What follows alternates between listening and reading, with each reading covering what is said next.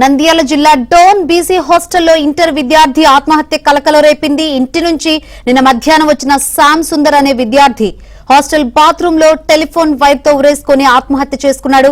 Hostel warden పోలీసులకు తోటి విద్యార్థులు సమాచారం అందించారు. హాస్టల్ ను సందర్శించిన ఆర్డీఓ నరసింహులు ఘటనపై ఆరా తీశారు. తమ కుమారుడు శ్యామ్ సుందర్ ఆత్మహత్యపై తల్లిదండ్రులు కన్నీరు మున్నీరవుతున్నారు.